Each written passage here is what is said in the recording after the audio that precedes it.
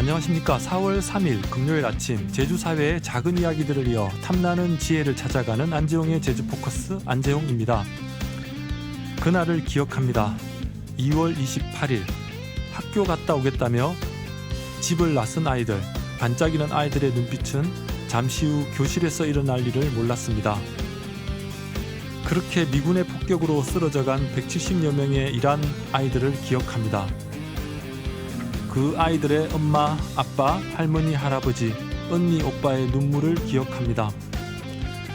미군의 폭격 소식에 분노하고 떨었던 그날의 우리를 기억합니다. 끝나지 않는 전쟁 속에 공포라는 말로도 부족할 밤낮을 보내고 있을 그들을 기억합니다. 오늘 제주 4.3을 기억한다는 것은 팔레스타인의, 이란의, 우크라이나의 그날을 기억하고 그들을 기억하며 폭력이 부르는 질서를 거부하는 일입니다. 안재홍의 생각이었습니다. 제78주년 4.3 희생자 추념식을 맞아 그 기억을 시로 기록해온 시인을 만나봅니다. 지난 20여 년간 4.3을 연구하고 문학으로 기록한 분입니다. 전 제주 4.3 연구소장 허영선 시인입니다. 최근 두 군의 시집이 새로 나왔는데요. 재심 법정의 기록을 담은 법 아닌 법 앞에서 그리고 생존자들, 특히 여성과 아이들에게 초점을 맞춘 우린 천둥의 밤을 지나온 자들이어서입니다. 어떤 이야기를 담고 있을지 바로 들어봅니다. 안녕하세요. 네, 안녕하세요. 네, 이렇게 만나 뵙게 돼서 반갑습니다. 저도 반갑습니다. 네, 제가 앞서 말씀드렸지만 지난 20여 년 동안 4.3을 연구하고 또 문학으로 기록해 오셨습니다. 20여 년이란 이 긴 시간을 버티게 한 원동력은 무엇이었습니까? 사실 제가 20대에 기자 생활을 시작해서 네. 거의 한 20대 후반서부터는 4.3을 접하게 됐어요. 네. 언론에서. 그리고는 거의 지금까지 이르자면 30년 이상을 4.3 속에 살았다고 할 수가 있는데요. 네. 이 땅에 사는 사람들이라면 이 땅이 그 가려진 진실들 가운데 가장 우리에게 피 맺힌 기억, 그게 네. 바로 4.3이거든요. 네. 이 4.3이라는 것을 모르고서 이 땅을 제대로 안다라고 할 수가 없다라고 생각을 해요. 그래서 저에게는 숙명 같은 것이고 이 땅에 사는 분들 역시도 숙명 같은 것이라고 생각을 하고, 그래서 그분들을 체록을 하면서 그들의 목소리를 그대로 네. 내가 나 혼자 듣고 그냥 어느 한 폴더에 갇혀 있어서는 안 되겠다. 이것은 내가 시를 쓰는 사람이기도 하고 또 네. 언론인이어서 기록자이기도 하고 네. 그런 여러 가지 그 의무 때문에 네. 이분들의 목소리를 제대로 살리고 네. 그대로 시인의 상상력을 입혀서 시로 승화시켜 봐야 되지 않는가 하는 그런 생각을 하면서 그 계속되는 그 여정이 오늘에 이르는 것 같습니다. 네, 이 땅에 사는 사람들의 숙명이다 이렇게 표현해 주셨는데 네. 말씀하신 것처럼 언론인이시기도 하셨고 그래서 4.3을 기록한다는 것은 다양한 방식이 있지 않습니까? 그런데 그렇죠. 허영선 시인님께서는 시라는 형식이 갖는 힘, 시라는 형식이 갖는 가능성은 무엇이라고 보십니까? 굳이 왜 시로 하지? 이렇게 묻는다면. 네. 사람들에게는 딱 한 줄의 시가 네. 자기 마음을 움직이고 자기 인생을 설계하기도 합니다. 네. 우리의 인생은 단 한 번밖에 없다. 네. 이것도 시가 될 수 있잖아요. 네, 두 번 네. 사는 인생은 없다. 이것이 바로 심보르스카 그 노벨문학상 작가가 한 말처럼 네. 정말 평범한 단 한마디의 말도 그게 우리에게는 자기 인생을 바꿀 만큼 귀한 경험이 됩니다. 그래서 네. 시라는 것은 가장 함축적이고 가장 깊은 내용을 담고 있는 그런 장르라고 생각을 해요.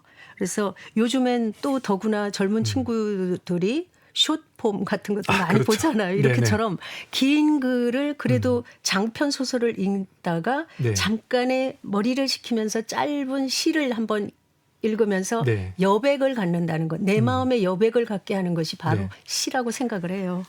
네, 뭐 10권씩 소설 내신 화산도란 책도 있고 다양한 것들이 있지만 그런 책들도 나름대로 의미가 있지만 한 줄의 시가 갖는 의미가 굉장히 크다라는 말씀이신데 그래서 이번에 두 권의 시집을 내셨습니다.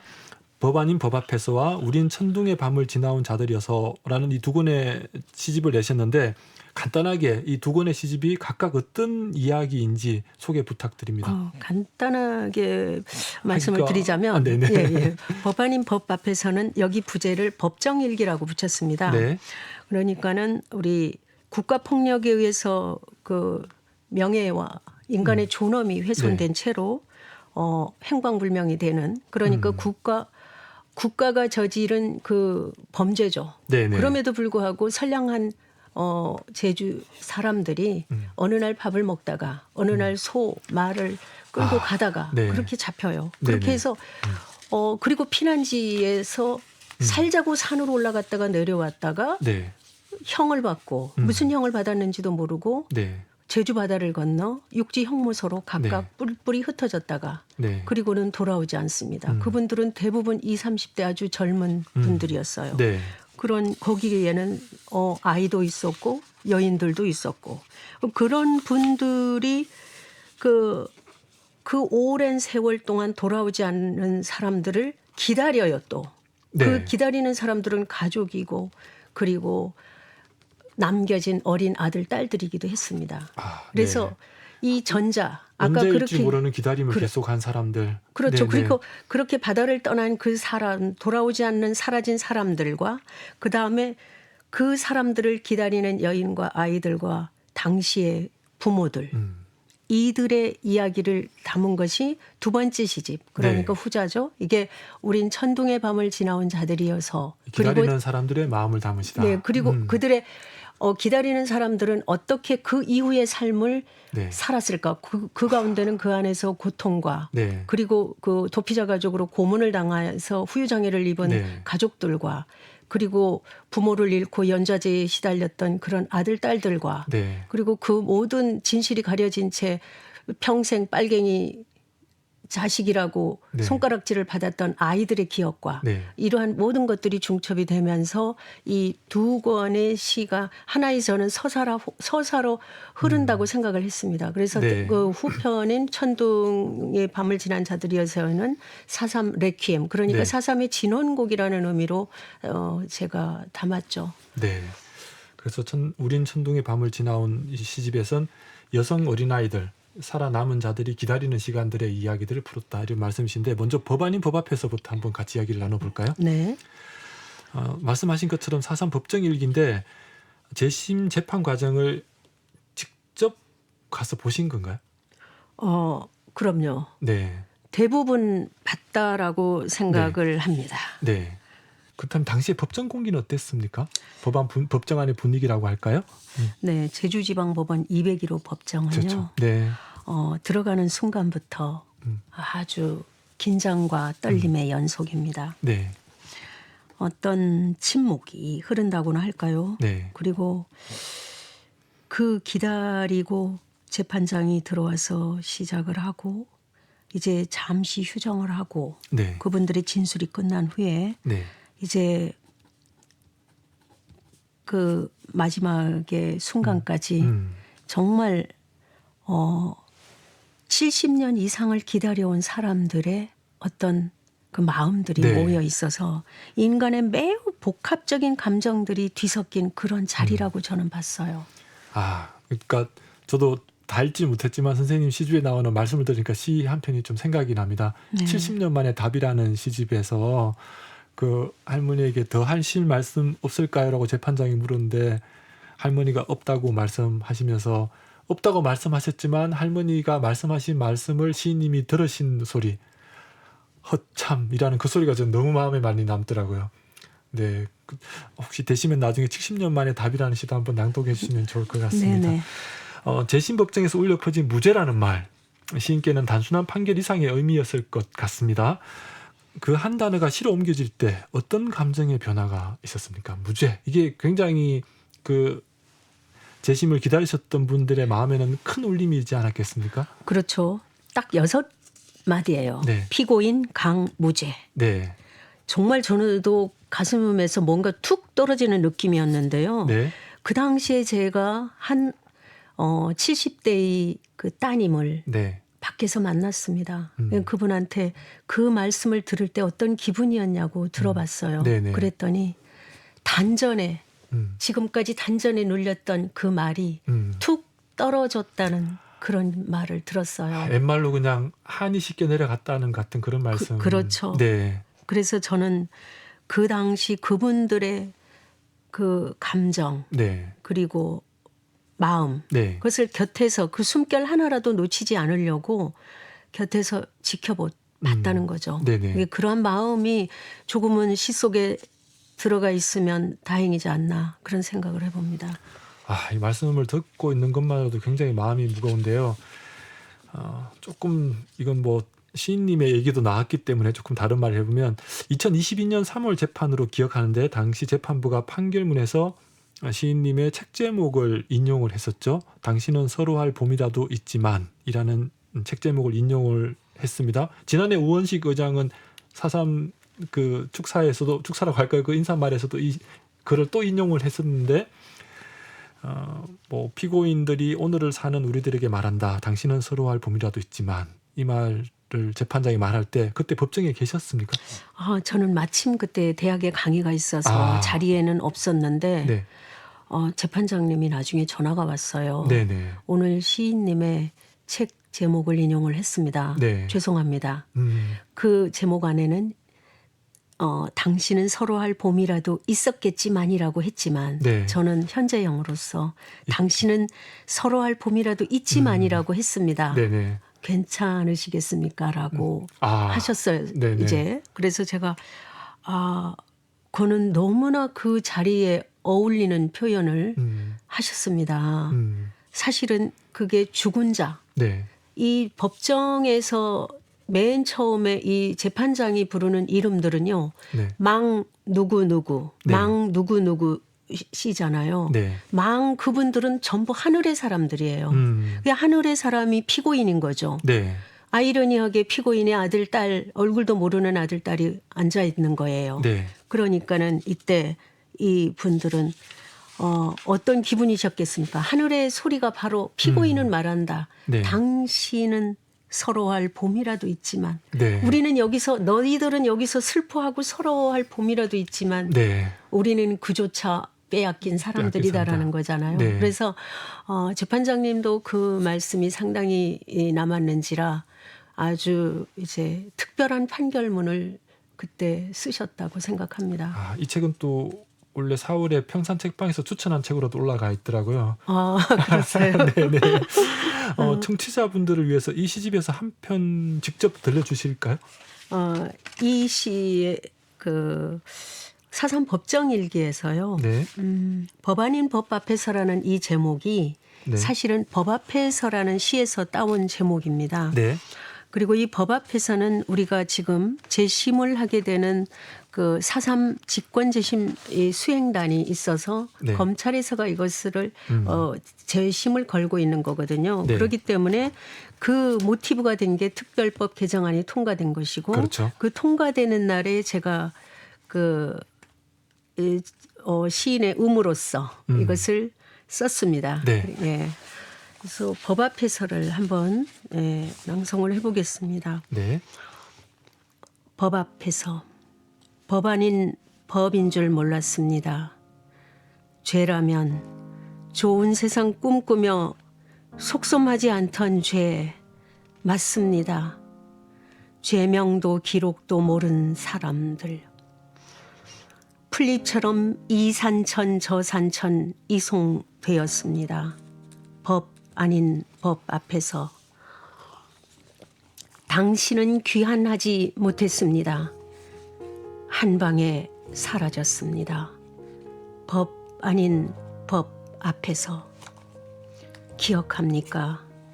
산이 바다에 이르듯 달이 별에게 이르듯 아가야 곧 다녀오마 마지막 숟가락 마지막 목소리 펄럭이던 바람길 바닷길 떠나서 돌아오지 않는 사람을 기억합니까? 이눌 저눌 재 속에서 몸부림치던 감자알 같던 허공의 사람들을 기억합니까? 봄날에도 겨울처럼 떨며 어디론가 사라져버린 이름 없는 어린 눈동자들을 팡팡 몰아치던 눈보라에 잡은 손 흩어지던 기억을 온 섬이 상주 없는 곡소리 상주가 될 아이들이 조문하는 섬 발굴하지 못한 뼈들의 섬입니다. 어머니, 아버지, 부르지 못한 등뼈 휘어진 불씨들 흐린 얼굴들 알아볼 수 있겠습니까? 기쁘다는 말 몰랐습니다. 당신의 아이가 당신 목숨 갑절도 더 넘길 때까지 슬픔도 하도 슬프면 눈물마저 숨는 법. 누구는 환호할 땐 환호해야 마땅한 법이라지만 솟구치는 열광은 먼 바다에 흘렸다지요. 행복하면 안 되는 법인 줄 알았습니다. 사랑하는 법조차 몰랐습니다. 돌아서는 그 눈빛을 몰랐습니다. 이 섬이 돌아서서 울려 합니다. 울지 마세요. 죄라면 우는 법, 푸르게 웃는 법, 알았던 죄. 울음에도 색깔이 있던가요? 사납게 떨어지던 더러운 폭포 소리, 소리들, 와랑와랑 밀려오던 미친 풍경들. 대체 아름다운 것은 어디 있습니까? 그러니까 이 섬이 하는 말, 일생 기분이 안 났습니다. 누구나 당연한 건 당연하다지만 당연하지 않았습니다. 홀로 핀 동백이 홀로 질 때까지 꽃봄은 영영 타버린 줄 알았습니다. 누구나 그러할 때 그러면 안 되는 게 법인 줄 알았습니다. 서로 사는 법 알았습니다. 한 숟가락 남겨야 옆집으로 넘겨준단다. 그래서 살았습니다. 터질 땐 터져야 하는 법, 기쁠 땐 기쁨이라 흔들리며 소송합니다. 아침에 본 사람, 저녁에 안 보이던 사람시 풀씨마저 안 보이던 시절, 죄 없이 죄가 된 법 아닌 법 앞에 사람들, 모욕도 수치도 속수무책, 법 아닌 법 앞에서 눈도 입도 다물던 사람들, 이제 한번 묻습니다. 법 앞에서 거기 꽃 피었습니까? 여기 꽃 피제 냄수다. 네. 이게 그냥 사삼의 역사를 그냥 시 한 편에 다 담으신 것 같습니다. 근데 저도 들으면서 좀 먹먹한 마음이 많이 드는데요. 이 시집에서는 방금 앞서 말씀하셨던 내용들이 그냥 쭉 다 시 한 편에 녹아 있는 것 같아요. 네, 이게 전체를 이제 서사로 풀었다고 생각을 하시면 될 거예요. 네. 그럼 이제 저희가 우린 천둥의 밤을 지나온 자들이어서 이야기로 좀 넘어가 보도록 하겠습니다. 네. 앞서서 이건 이 끌려간 자들이 아니라 살아간 자들, 그 여성과 아이들의 이야기를 쓰셨다고 얘기를 하셨는데, 이 시집을 읽다 보면 사삼이 과거가 아니라 지금 또 이어지고 있다, 이런 느낌을 받게 됩니다. 시인님께서 말하는 사삼의 현재성은 무엇입니까? 그렇죠. 우리는 그 4.3에 희생된 사람들의 이야기를 하지만 네. 그 사람들의 살아남은 사람들 역시 희생자입니다. 살아남은 사람들도 희생자다. 네, 그래요. 그분들은 그 정말 아버지가 어머니가 무슨 죄를 지었는지도 몰랐는데 네. 자신의 전 인생이 뒤바뀌어 버린 거죠. 네네. 태어나면서부터 호적을 잃어버린 아이가 생기고 네. 그리고 내가 뭐 육군 사관학교를 가고 싶다, 판검사가 되고 싶다, 경무원이 되고 싶다 했을 때 가로막힙니다. 그게 네. 바로 연좌제. 네, 문턱이 생겨버린 거죠. 그렇죠. 네. 그리고 그 당시에 남편이 없다는 이유로, 아들이 없다는 이유로 모질게 고문을 당한 사람들, 구타를 당한 사람들이 경우는 후유장애의 삶을 삽니다. 그렇죠. 네. 평생이죠. 이들은 그 트라우마라는 것은 현재까지 이어져서 전기불을 홀로 켤 수 없다는 사람도 있고요. 그리고 그래서 가스불을 이제 남편이 꼭 켜야만 된다는 사람도 네. 있고요. 그리고 불을 켜지 않고 잠을 못 자는 사람도 있고요. 그리고 멸치를 먹지 못하는 사람, 고사리를 먹지 못하는 사람, 네. 동백꽃만 보면 눈물이 나온다는 사람, 그리고 평생 이불 속에 누우면은 그 잠자는 순간까지도 아버지 얼굴이 떠올라서 눈물이 베개를 완전히 다 적신다는 그런 분들. 네. 치매에 들으면은 내 이 기억이 잊혀질까요라고 저에게 묻더군요. 차라리 치매가 걸려서. 치매에 걸려서도 잊지 못했습니다. 네. 예, 이게 바로 4.3이고요. 네. 그분들이 바로 저희들의 어머니, 아버지들이시고 네. 그 당시에 10살 이내 뭐 그런 아이들이 지금 80이 넘었거든요. 네. 이런 사람들이에요.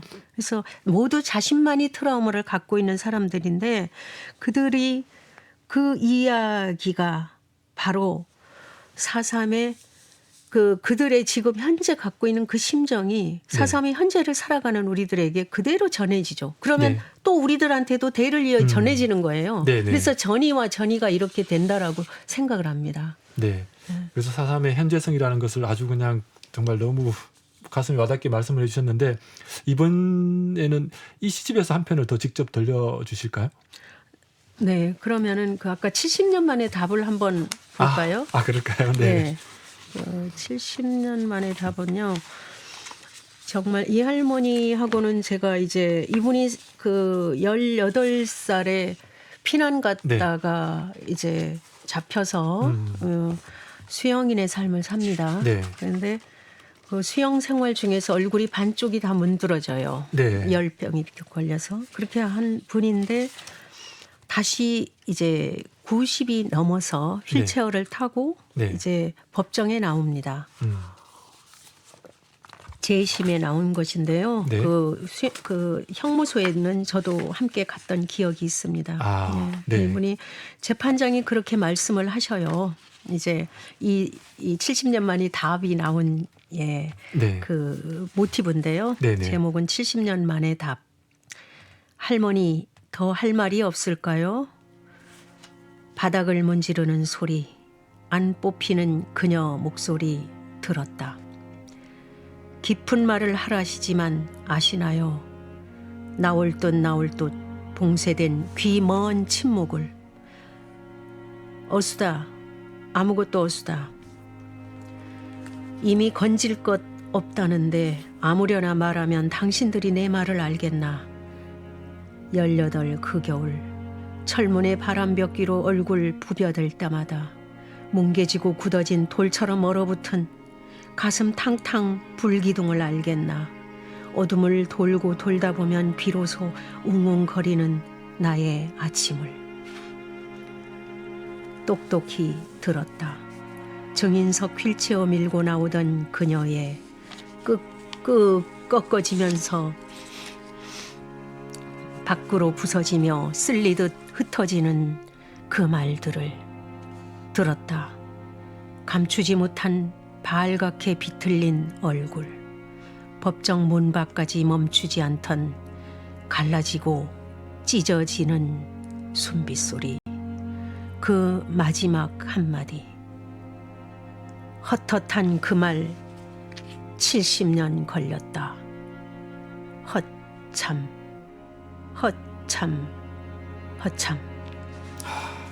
진짜 짧은 허참이라는 말 속에 70년의 말이 세월이 담겨 있는 것 같아서 허참이라는 말을 제가 이렇게 아프게 들어본 적이 잘 없는 것 같아요. 듣는데 진짜 마음이 되게 짠한데요. 지금 시 얘기만 들어도 지금 시간이 좀 부족한 것 같아요. 근데 얘기를 조금 정리를 해야 될 것 같아서 네. 오늘 저녁 11시 30분부터 KBS 1TV에서 영화 목소리들이 방송이 됩니다. 시인께서 제주 4.3 연구소장으로 계실 당시에 영화 목소리들 제작에도 중요한 역할을 하셨다고 들었는데요. 어떤 방식으로 참여하셨습니까? 짧게 부탁드리겠습니다. 직접적인 제가 참여자는 아니지만 네. 직접적인 계기를 준 것은 사실이에요. 네. 제가 이제 4.3 연구소장을 하면서 가장 주력했던 것이 4.3과 여성의 생활사였습니다. 왜냐하면 4.3과 여성의 그 서사는 바로 4.3의 학살의 규모와 네. 4.3 희생의 규모를 규정짓는다고 저는 생각을 해요. 그래서 그 알려지지 않은 네. 그들의 생활사, 그들의 경험을 우리가 채록하고 아주 촘촘하게 이제 만들어내야 된다는 것. 네. 그렇게 해서 4.3과 여성 1부터 5까지 5권의 책을 냈는데 네. 이 책이 동기부여가 됐고 하나의 큰 영감을 주는 책이 됐어요. 네. 그래서 한강에 작별하지 않는다도 영감을 받았다 그러고 네. 그리고 이 목소리들에서는 네. 상당히 많은 영감을 받았던 그런 책입니다. 네, 오늘 밤 청취자분들 꼭 한번 보시면 좋을 것 같은데요. 끝으로 지금 청취자분들께 4.3을 맞아서 하시고 싶은 말 있으면 짧게 한 30초만 부탁드리겠습니다. 예. 저희들이 4.3을 기억하고 네. 계승하지 않으면 4.3은 매립된다고 저는 생각을 합니다. 네, 기억하고 기록할 때 역사가 되고요. 네, 그리고 우리가 4.3에서 가장 중요하게 생각하는 것은 사람이었습니다. 네, 사람이 귀중한 것을 하나도 몰랐던 그런 시절이었죠. 네. 지금도 이 지금 지구상의 이러한 전쟁의 시대에 여자와 아이들 그리고 4.3을 그 생각하는 것을 볼 때 상당히 많은 그 생각을 하게 만들어요. 네, 알겠습니다. 이 전쟁의 시대에 4.3이 우리에게 던지는 메시지가 더 크다라는 말씀으로 오늘 말씀 마무리하도록 하겠습니다. 오늘 말씀 여기까지 듣겠습니다. 고맙습니다. 감사합니다. 지금까지 허영선 시인이었습니다. 안정의 제주 포커스에서 마련한 소식은 여기까지입니다. 도민 여러분의 오늘을 응원합니다. 다음 주에 다시 뵙겠습니다.